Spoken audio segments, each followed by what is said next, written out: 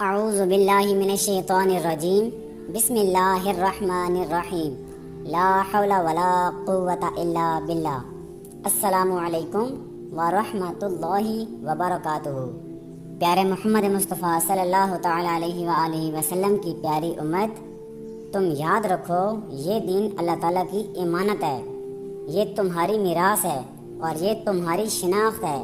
آج کے فتنوں کے دور میں بہت سے لوگ صرف شہرت، لائکس، ویوز یا دنیاوی فائدے کے لیے دین کا مذاق اڑاتے ہیں، جھوٹ بولتے ہیں، شریعت کو کھیل بنا دیتے ہیں اور خود کو عقل کا معیار سمجھتے ہیں۔ یاد رکھو سچائی کو دلیل کی ضرورت نہیں پڑتی اور جھوٹ دیر تک نہیں ٹکتا۔ اللہ تعالیٰ نے ہمیں سوچنے، سمجھنے اور باطل کو پہچاننے کا شعور دیا ہے، بس اب اس کو استعمال کرنے کی ضرورت ہے۔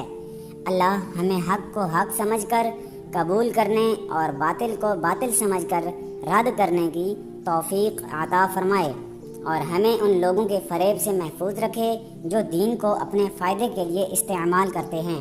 آج کی اس ویڈیو میں آپ کو ایک انتہائی اہم سوال کا جواب دینے جا رہا ہوں اور آپ سے امید کرتا ہوں کہ آپ لوگوں نے اس مسئلے کو اچھی طرح سمجھنا ہے۔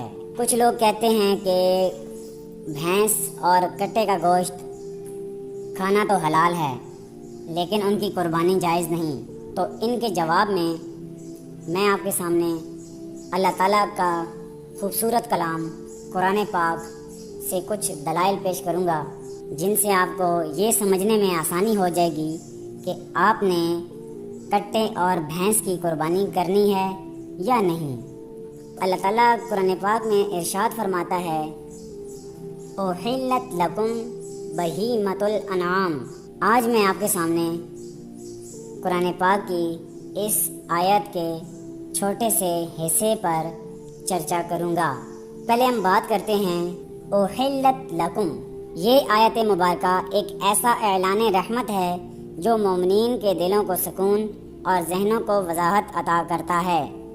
اللہ تعالیٰ نے اس آیت کے اندر ہمیں یہ بتایا ہے کہ تمہارے لیے حلال کر دیے گئے، یعنی اللہ تعالیٰ نے اپنی رحمت کاملہ سے تم پر اپنی نعمتیں کھول دیں، زمین پر چلنے والے تمام چوپائے تمہارے لیے حلال کر دیے سوائے ان کے جن کی حرمت اللہ تعالیٰ اور اس کے رسول نے واضح فرما دی۔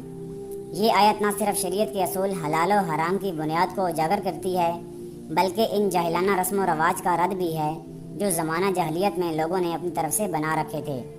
وہ جانور جنہیں کفار بطور نظر بتوں کے نام پر چھوڑ دیتے، جیسے بحیرہ، صائبہ، وسیلہ، ان جیسے جانوروں کو خود ساختہ تقدس دے کر حرام سمجھتے، حالانکہ اللہ تعالیٰ نے ان کو حلال فرمایا۔ تو اب بات کرتے ہیں بہیمۃ الانعام پر۔ یہ ایک عربی ترکیب ہے جس کا سادہ مفہوم یہ ہے کہ چرنے والے حلال جانور یا پالتو چوپائے۔ بہیمہ کا مطلب ہوتا ہے جانور، خصوصاً ایسا جانور جو بول نہ سکے یا انسان کی طرح عقل نہ رکھتا ہو۔ انعام ان جانوروں کو کہا جاتا ہے جو عام طور پر انسان پالتا ہے، جیسے اونٹ، گائے، بکری، بھینس، دمبا، بھیڑ۔ تو بہیمۃ الانعام سے مراد ہے وہ پالتو چوپائے جنہیں اللہ تعالیٰ نے انسان کے لیے حلال کیا ہے، جیسے قربانی یا گوشت کے لیے استعمال ہونے والے جانور۔ یہی جانور قربانی اور ذبیحہ میں بھی شامل ہوتے ہیں۔ یہاں پر ایک نقطہ بہت خوبصورت انداز میں سمجھا دیا گیا ہے کہ اسلام میں حرام وہی ہے جسے اللہ تعالیٰ اور اس کے رسول نے حرام قرار دیا ہو۔ حلال کے لیے الگ دلیل درکار نہیں، کسی چیز کا حرام نہ ہونا ہی اس کے حلال ہونے کی دلیل ہے۔ کتنا واضح، کتنا سادہ اور کتنا پر حکمت اصول ہے۔ افسوس ان لوگوں پر جو شریعت کے اس حسن توازن کو چھوڑ کر اپنی عقل یا ذاتی نظریات کی بنیاد پر مسلمانوں کے پاکیزہ کھانوں کو مشکوک ٹھہراتے ہیں۔ کبھی انہیں حرام تو کبھی شرک کہہ کر فتوے صادر کرتے ہیں، گویا وہ حلال و حرام کے دروازے کے خود مختار داروغہ ہوں۔ ایسے لوگوں کو اس آیت سے سبق لینا چاہیے۔ یہ آیت بتاتی ہے کہ دین میں اصل رہنمائی اللہ اور اس کے رسول کی ہے، نہ کہ کسی خاص گروہ یا مسلک کی۔ اسلام سادہ ہے، پاکیزہ ہے اور فطرت کے عین مطابق ہے۔ جو بات حرام ہے وہ واضح کر دی گئی ہے اور باقی نعمتیں اللہ تعالیٰ کی طرف سے تم پر حلال کر دی گئی ہیں، بس شکر کرو اور افراط و تفریط سے بچو۔ تمام لوگوں سے میری ایک گزارش ہے کہ ایسے لوگوں سے سوال کیا کریں ان سے پہلا سوال یہ کرنا چاہیے کہ کیا آپ یہ ثابت کر سکتے ہیں کہ بحث قرآن یا صحیح احادیث کی روشنی میں حرام ہے؟ اگر نہیں تو کیوں ایسی باتیں کرتے ہیں جو اللہ تعالیٰ نے نہیں فرمائیں؟ دوسرا سوال ان سے یہ پوچھنا چاہیے کہ کیا آپ خود کو اللہ تعالیٰ اور اس کے رسول سے زیادہ دین جاننے والا سمجھتے ہیں کہ جو اللہ تعالیٰ نے حلال فرمایا آپ اسے حرام کہیں؟ اور تیسرا سوال ان سے یہ پوچھنا چاہیے کہ کیا ہر وہ چیز حرام ہے جس کے بارے میں آپ کو ذاتی شک ہو جائے تو پھر دین میں اصول کہاں رہ جائے گا؟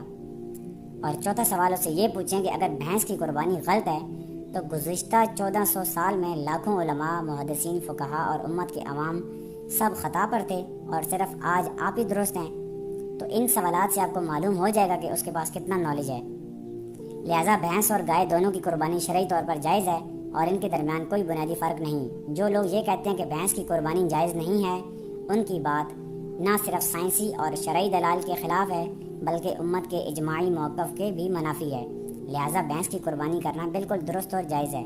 میری باتوں کا مقصد کسی پر تنقید یا الزام نہیں بلکہ صرف قرآن و سنت کی روشنی میں حق بات کو محبت سے پیش کرنا ہے۔ اگر کوئی بات دل کو لگی ہو تو اسے اللہ تعالیٰ کی طرف سے ہدایت سمجھیے۔ اللہ تعالیٰ ہم سب کو حق سمجھنے، قبول کرنے اور اس پر عمل کرنے کی توفیق و سعادت عطا فرمائے اور ہمارے دلوں کو ایک دوسرے کے لیے محبت، ہمدردی اور خیر خواہی سے بھر دے۔ آمین۔